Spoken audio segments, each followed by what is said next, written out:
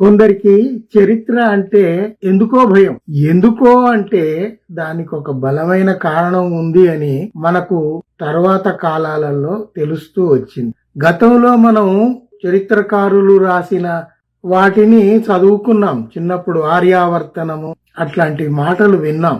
కానీ నిజానికి మనకు అప్పటికి పాఠశాలలో చదువుకునేటప్పుడు మనకు ఆర్యులెవరు, ఆర్యావర్తనం ఏమిటి, వీళ్ళు వచ్చి ఏం చేశారు ఈ దేశంలో అనేది అంతా మనకు అవగాహన ఉండేది కాదు. నాకు బాగా గుర్తుంది, చిన్నప్పుడు స్కూల్లో లీవ్ లెటర్ రాయాలంటే కూడా మధ్యలో ఆర్య అని సంబోధిస్తూ రాసేవాళ్ళం. అప్పుడు పెద్దవాళ్ళు చెప్పారు, మనం రాస్తూ ఉండేవాళ్ళం. కానీ తర్వాత కాలంలో నాకు ఈ ఆర్య అనేది ఏమిటి, ఎవరిని ఉద్దేశించి అనేది తర్వాత అర్థం అవుతూ వచ్చింది. ఇంకొక విషయం ఏమిటంటే, లేటెస్ట్ గా చరిత్రకారులు రాసిన విషయాలనే కాదు, మనం వైజ్ఞానికులు చేసిన పరిశోధనల్ని, ఆర్కియాలజిస్టులు వెలికి తీసిన కొన్ని ఆధారాల్ని, ఇండోలజిస్టులు చెప్తున్న విషయాల్ని, వీటన్నింటినీ మనం పరిగణనలోకి తీసుకొని విషయాన్ని అర్థం చేసుకోవాల్సిన అవసరం ఇప్పుడు వచ్చింది. ఇది ఎందుకు అంటే, ప్రస్తుతం దేశంలో 10 ఏళ్లుగా అధికారంలో ఉన్న ఈ ఆర్ఎస్ఎస్ బీజేపీ వారికి చరిత్ర అంటే భయం, వణుకు. ఎందుకు అనేది మనం ఆలోచిస్తే, వాళ్ళ గతం, వాళ్ళు ఈ దేశంలోకి ఎట్లా దండయాత్ర చేసి వచ్చారన్న విషయాలు చరిత్రలో అన్ని నమోదై ఉన్నాయి. కాబట్టి వాళ్ళ గురించిన నిజాలు ఈ దేశవాసులకు తెలిసిపోతాయేమో అని భయం, వణుకు. లేకపోతేనండి, రొమిల్లా థాపర్ ప్రపంచ ప్రఖ్యాతిగాంచిన భారతీయ చరిత్రకారిణి. ఇప్పుడు ఆవిడకు 92 ఏళ్ళు అనుకుంటా. ఆవిడ పుస్తకాలు తగలబెట్టండి అని మీరు మీ కార్యకర్తలకు పిలిపిస్తారా? ఆమె ఎంతో విలువైన పరిశోధనలు చేసి రాసిన పుస్తకాలన్నిటినీ తగలబెట్టండి. ఎందుకు అంత విపరీతమైన చర్యలు? ఎందుకు? మీకు రొమిల్లా థాపర్ గురించి, కోశాంబి గురించి, ఝా గురించి కొన్ని తప్పకుండా తెలుసుకోవాల్సిన అంశాలు ఉన్నాయి. వీళ్ళంతా గొప్ప చరిత్రకారులు. ఇర్ఫాన్ హబీబ్, వీళ్ళందరినీ చదవాలి. చదివితే గాని మనకు సరైన నిజాలు, వాస్తవాలు తెలుస్తాయి. రొమిల్లా థాపర్ కు భారత ప్రభుత్వం 2 సార్లు పద్మభూషణ్ ఇస్తానంటే ఆవిడ తిరస్కరించారు. అకాడమిక్ స్టడీస్ అంటే చదువుకు, విద్యకు సంబంధించిన అవార్డులు, గుర్తింపులు మాత్రమే తీసుకుంటాను, ఇట్లాంటి సివిలియన్ అవార్డులు తీసుకోను అని ఆమె ఖరాఖండిగా ఆ రోజే చెప్పారు. ఎందుకు అంటే, అవార్డు ఇచ్చేప్పుడు ఇస్తారు గాని తర్వాత వారిని రాజకీయంగా వాడుకుంటారు. సో ఆ భయం ఆమెకు ముందే కలిగి, నాకు ఈ ప్రభుత్వాలు ఇచ్చే అవార్డులు ఏమీ వద్దు అని ఆమెకు అకాడమిక్ గా వచ్చిన గుర్తింపులు, అవార్డులు మాత్రమే స్వీకరించారు. ముఖ్యంగా American library of Congress Kluge chair అని ఒకటి ఉంది. చాలా ప్రతిష్టాత్మకమైన స్థానం అది రొమిల్లా థాపర్ కు దక్కింది. అట్లాంటి చరిత్రకారుని పుస్తకాలు తగలబెట్టమని అంటారా? అంటే చరిత్రను తగలబెట్టండి. ఇంకొక విషయం చూడండి, చరిత్ర గ్రంథాలని తిరగరాయించే ప్రయత్నం చేస్తున్నారు ఈ ఆర్ఎస్ఎస్ బీజేపీ ప్రభుత్వ నేతలు. ఎందుకండి? చరిత్ర నమోదై ఉంటుంది. కొన్ని సంఘటనలు జరుగుతాయి, అవి అయిపోతుంది. వాటిని మీరు మార్చాలంటే మార్చగలరా? సిలబస్లు మారిస్తే మార్చుకోవచ్చు గాని చరిత్ర మారదు కదా. మీరు కుక్డప్ స్టోరీస్ ఏవో రాసి పిల్లలకు చెప్తా అంటే ఎన్నేళ్లు చెప్తారు? మీరు ఎంతకాలం అధికారంలో ఉంటారు? తర్వాత మార్పులు రావా? ప్రజలకు నిజాలు తెలియవా? చాలా మూర్ఖులు చేసే పనులు ఇవన్నీ. సరే, ఇక్కడ మనం ఎందుకు ఈ విషయం చెప్పుకుంటున్నామంటే, ఆర్ఎస్ఎస్ స్థాపించింది గాని, ఆర్య సమాజ్ స్థాపించింది గాని, ఈ బీజేపీకి ప్రారంభం కావటం కానీ, ఇవన్నిటికీ ఆర్యులకు సంబంధం ఉంది. వాళ్ళు ఏం చెప్తారంటే, ఆర్యులు ఈ దేశవాసులే, ఇక్కడే ఉన్నారు అని అన్ని కట్టుకథలన్నీ చెప్తారు దేశవాసులకు. కానీ అవి నిజం కాదు. ఆర్యులు యురేషియా నుంచి వచ్చిన వారు. ఈ దేశ మూలవాసులు అందరూ మైగ్రేట్ అయి వచ్చిన వాళ్లే. ఒకవేళ సైన్స్ ప్రకారం చూస్తే ఆ ఆఫ్రికా నుంచి హోమోసేపియన్ అని రూపొందించబడక ముందు ఉన్న తొలి మానవ జాతుల దశలు ఏవైతే ఉన్నాయో అవి భారతదేశానికి వలస వస్తూనే ఉన్నాయి.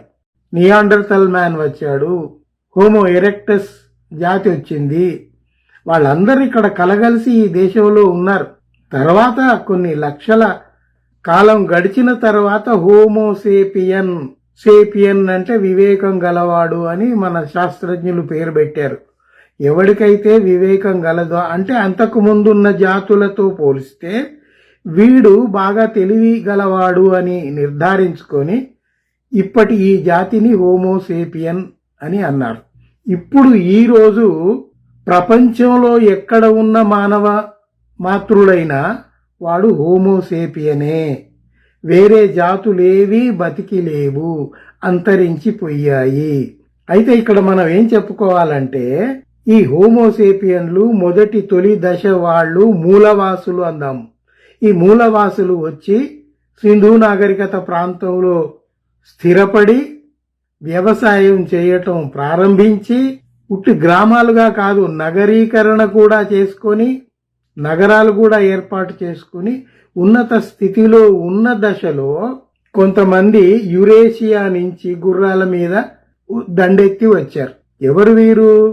యురేషియన్లు అంటే ఇరాన్ ప్రాంతం, ఇప్పుడు మనం చెప్పుకునే ఇరాన్ ప్రాంతం. కానీ అప్పటికి దాని పేరు ఇరాన్ అని లేదు, అది ముస్లిమీకరించబడలేదు, ముస్లింలు అక్కడ లేరు అప్పటికి.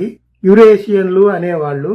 యురేషియన్లు అని ఎందుకంటున్నామంటే అది కొంత భాగం యూరోప్ తోటి కొంత భాగం ఏషియా తోటి కలిసి ఉన్నందువల్ల యురేషియన్లు అన్నాం.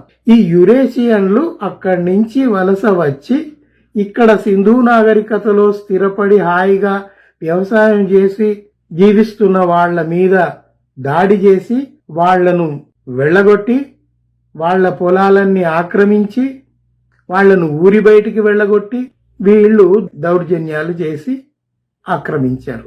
వీళ్ళు ఆర్యులు. సరే, అది ఎట్లా ప్రూవ్ అయింది అంటే అమెరికాలో ఉట్టా యూనివర్సిటీ అని ఒకటి ఉంది. అక్కడ ఒక ప్రఖ్యాత మానవ శాస్త్రం మీద అధ్యయనం చేసి పరిశోధనలు చేసే మైకెల్ బంషద్ అనే శాస్త్రవేత్త ఈ వలసల మీద మొత్తం అధ్యయనం చేసి భారతదేశంలో ఉన్న బ్రాహ్మణులు యురేషియన్లు అని నిర్ధారించాడు. ఆయన పరిశోధనల సారాంశం ఇక్కడ మన పేపర్లలో కూడా వచ్చింది. ఇండియన్ ఎక్స్ప్రెస్ లాంటి నేషనల్ పేపర్స్, ఇంగ్లీష్ పేపర్స్లో కూడా ఆ రోజుల్లో ప్రచురితమయ్యాయి. ఆ రోజు అంటే మరీ వెనకటేం కాదు, 1999, 2000 ఆ బిగినింగ్ ప్రాంతంలోనే ఆయన వెల్లడించిన విషయాలన్నీ, జెనెటిక్ థీరీస్ అన్నీ వచ్చాయి. ఇది కాకుండా అమెరికాలో స్థిరపడ్డ ఒక భారతీయ శాస్త్రవేత్త ఉన్నాడు, డాక్టర్ జయా దీక్షిత్ అని. ఈ డాక్టర్ జయా దీక్షిత్ ఎవరయ్యా అంటే ఆయనే మన ఇక్కడ పూనాకు చెందిన ఒక బ్రాహ్మణ కుటుంబానికి చెందినవాడు. ఆయన పోయి అమెరికాలో స్థిరపడ్డాడు, వైజ్ఞానిక పరిశోధనలు చేస్తున్నాడు. ఈ అంశము చర్చకు వచ్చినప్పుడు ఆయనకు కూడా ఏది మైకెల్ బంషద్కు సంబంధం లేకుండా ఆయనే స్వతహాగా కూడా పరిశోధనలు చేసి ఏమి నిర్ధారించాడు అంటే ఇక్కడున్న ఈ బ్రాహ్మణులు, క్షత్రియులు, వైశ్యులు ఎవరైతే అగ్రవర్ణం అని చెప్పుకుంటున్నారో వీళ్ళంతా యురేషియనులు అని నిర్ధారించాడు. అందుకే చూడండి, వాళ్ళ దాని మీద ముందు ఆర్య అని పెట్టుకుంటారు. ఆర్య బ్రాహ్మణులు, ఆర్య వైశ్యులు, ఆర్య క్షత్రియులు. ఆ ఆర్య అనేదంటే ఇక అతి గొప్ప విలువైన వాళ్ళం మేము అని. ఇక్కడి మూలవాసులను తన్ని తగిలేసి వాళ్లను కొన్ని వందల కులాలుగా విభజించారు. వాళ్ళు రూపొందించుకున్న ఆ దేవతలు కూడా ఏమైనా తక్కువ ఉన్నారా? వేలల్లో ఉన్నారు. 33,000 మంది దేవతల్ని చేసుకున్నారు, రూపొందించుకున్నారు కట్టుకథలు. సరే, అవి ఎలా వచ్చాయి అనే దానికి కూడా చెప్తాను. మొట్టమొదలు ఈ బ్రాహ్మణులు విగ్రహారాధన లేదు వాళ్లకు. తర్వాత జంతు బలులు చేసేవారు. జంతు బలులు చేయటం, ఆవులు, గేదెలు మాంసాలు తినటం, అది ఏ పేరుతో? యజ్ఞయాగాదుల పేరుతోటి తిని తాగి జల్సాలు చేయటానికి వాళ్ళు ఆ పనులన్నీ చేసేవాళ్ళు. అట్లా వందలు వేల సంవత్సరాలు గడుస్తున్న కొద్దీ మరోవైపు నుండి బౌద్ధం, జైనం అవి విస్తృతంగా వ్యాపించి ఉన్న ఈ దేశంలో వాళ్ళ ఆటలు సాగటం లేదు. బౌద్ధం వీళ్ళ ఆలోచన విధానానికి పూర్తి విరుద్ధంగా ఉంది. బౌద్ధం ఏం చెబుతుంది? అహింస గురించి చెబుతుంది, నైతికత గురించి, శీలం గురించి చెబుతుంది, స్వేచ్ఛ గురించి, సమానత్వం గురించి, సమత గురించి బౌద్ధం చెప్తుంది. ఆ బౌద్ధం యొక్క ప్రభావాన్ని తట్టుకోలేక ఈ వైదిక బ్రాహ్మణులు, ఆర్యులు ఎవరైతే ఉన్నారో వాళ్ళు కొంచెం కొంచెంగా వాళ్లను వాళ్ళు మార్చుకుంటూ వచ్చారు. ఎట్లా మార్పులు చేశారు? ఒకటి, మాంసాహారం తీసుకోవటం మానేయటం, శాకాహారానికి పరిమితం కావటం. తర్వాత ఎక్కడ చూసినా బౌద్ధరామాలున్నాయి, ఎక్కడ చూసినా బుద్ధుడి విగ్రహాలున్నాయి, అవలతోకేశ్వర్ విగ్రహాలున్నాయి, ఇన్ని రకాల విగ్రహాలున్నాయి. వీటిని ఏం చేయాలి వాళ్ళకి అర్థం కాలేదు. అందుకని మెల్లగా మెల్లగా బౌద్ధ విగ్రహాల్ని మార్చి ఈ కళ్ళుగుడ్లు దగ్గర పెద్దగా తెల్ల రంగు పూసి విపరీతంగా కనబడేట్టు, మొహానికి పెద్ద పంగనామాలు పెట్టి, అంటే 3 బొట్లు పెద్దవి బొట్టి, వెంకటేశ్వరుడిని చూడండి మొహం కనబడకుండా అంత పెద్ద బొట్లు ఎందుకు? బుద్ధుడి విగ్రహం కాబట్టి దాన్ని కప్పిపుచ్చుకోవడానికి ఆ మేకప్లన్నీ చేసుకున్నారు. సో ఆ రకంగా ఒకటి, మాంసాహారం తినటం మానేద్దాం అనుకున్నారు. 2, బౌద్ధరామాల్ని ధ్వంసం చేసి హిందూ దేవాలయాలు చేసుకుందాం అనుకున్నారు. తర్వాత బౌద్ధ జాతక కథలన్నిటినీ తిప్పి రాసి పురాణాలలో వాళ్ళ సంఘటనలు అన్ని మళ్ళీ తిరగరాసుకున్నారు. అప్పటి కాలంలో ఈ తిరగరాయటం ఎట్లా జరిగిందో ఇప్పుడు ఈ బీజేపీ ప్రభుత్వం కూడా చరిత్ర గ్రంథాలు తిరగరాయాలని రాపిస్తున్నారు. అదే ఈ తిరగరాయటం, ధ్వంసం చేయటం, ఇదే పని. వాస్తవాల్ని నమ్ముదాము, నిజాల్ని ఆహ్వానిద్దాము అన్నది లేదు, సమానత్వాన్ని గౌరవిద్దాము అన్నది లేనే లేదు.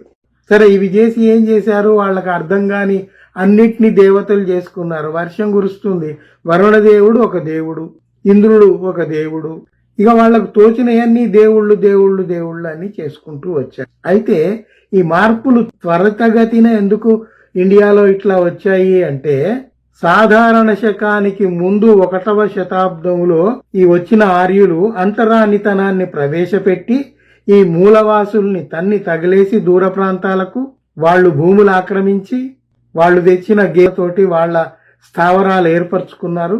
ఆ తరువాత మూలవాసుల్ని ఊరి బయటికి పంపించి వాళ్లను కులాలుగా విభజించి వాళ్లకు బానిసత్వాన్ని అంటగట్టి అస్పృశ్యులుగా ముద్ర వేసి ఇవన్నీ చేస్తూ వచ్చారు.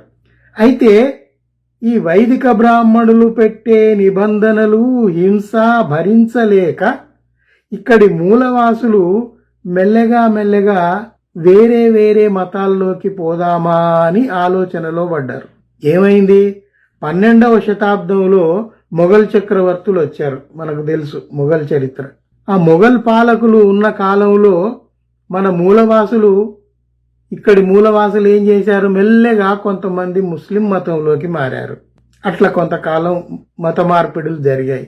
తర్వాత కాలంలో 1792లో విలియం కేర్ అనే అతను భారతదేశానికి వచ్చి తన యొక్క క్రైస్తవం యొక్క వివరాలన్నీ చెప్తే వాళ్ళు కంపేర్ చేసుకున్నారు. ఇక్కడ మూలవాసులు ఏం చేసుకున్నారు అంటే, ఈ వైదిక మతంలో హిందువులుగా ఉండేదానికంటే ఆ పక్కన క్రైస్తవ మతంలోకి పోతే కొంత స్వేచ్ఛ వస్తుంది, వాళ్ళు కొన్ని అవకాశాలు ఇస్తున్నారు, సౌలభ్యాలు ఇస్తున్నారు, ఇక్కడికంటే అక్కడ మెరుగ్గా ఉంది కదా జీవితము అని అనుకొని క్రమంగా ఇక్కడి మూలవాసులు కొందరు మెల్లగా ముస్లింలుగా మారారు, ఇక్కడి మూలవాసులు క్రమంగా క్రైస్తవులుగా మారారు. తప్పితే ఈ దేశంలో ముస్లిం మూలాలు గాని క్రైస్తవుల మూలాలు గాని లేనే లేవు. అందరూ ఈ భారతీయులే, భారతీయ మూలవాసులు మాత్రమే. ఇది జరుగుతూ వచ్చింది. అంటే ఇక్కడ ప్రెషర్, ఈ హైందవం పెట్టే ప్రెషరు, నిబంధనలు, ఎందుకంటే నువ్వు ఎక్కడ పడితే అక్కడ ఉమ్మేయలేవు, నువ్వు నడవలేవు, నీ నడకలో ఆర్యులు నడవరు. అందుకని నువ్వు వెనక వీపుకు ఒకటి చీపురు కట్టుకోవాలి, ఉమ్మేయడానికి మెడలో ఒక ముంత వేసుకొని ఉమ్మేసుకుంటూ పోవాలి. నీకు సమాజంలో సమానమైన ప్రతిపత్తి ఎక్కడా లేదు. అందువల్ల అంబేద్కర్ అంత పెద్ద విద్యావంతుడే ఈ అస్పృశ్యత వల్ల మేమెంత బాధపడ్డాము, ఈ దేశంలో సమాజ జీవితంలోకి ప్రవేశించటానికి మాకు వీసాలు అవసరమవుతున్నాయి అని ఆయన వెయిటింగ్ ఫర్ ఎ వీసా అని జీవిత చరిత్ర రాశాడు.